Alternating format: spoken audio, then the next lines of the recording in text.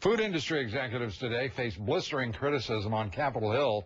Congressmen now demanding to know why unsafe food continues to be allowed to reach American consumers and why our consumers in this country remain at risk.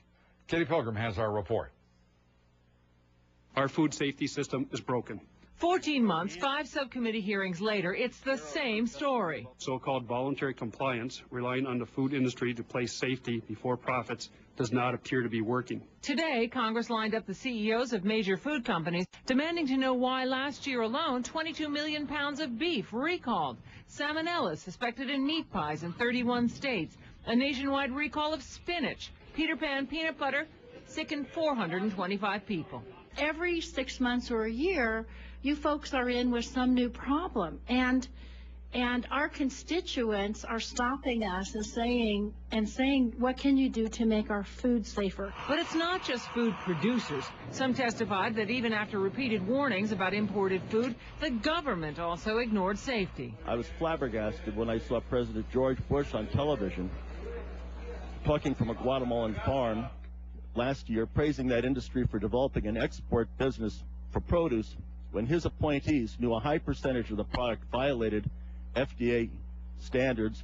And one former FDA official says the entire system is in crisis, but monitoring imports is critical. It is absolutely a travesty that FDA knows so little, and in fact recently have been extremely excited that they've accomplished 1,000 foreign inspections for the year, which means that about every 200 or 300 years, every firm will be inspected.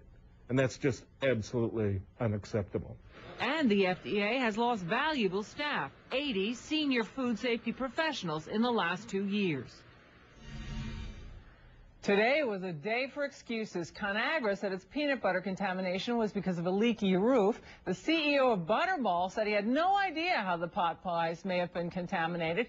And there were USDA inspections at the Westland Hallmark meat plant, but it was the same plant that issued the biggest recall in history. Lots of excuses that won't reassure the American consumer, Lou.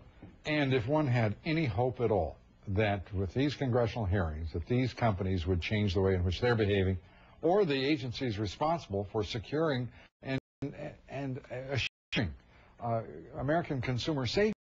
I mean, there's just no assurance of that at all. Not at all. Give us a list of some of the big companies that were there today. The companies that were there were Dole, ConAgra, Bumblebee, Butterball. Notably absent was the CEO of Westland Hallmark, who refused to appear, and they actually said they may have to subpoena the guy. This is the largest beef recall in history. The meatpacking outfit that may never open its doors again, according to some reports. Thank you very much, Katie Pilgrim. Well, time now for some of your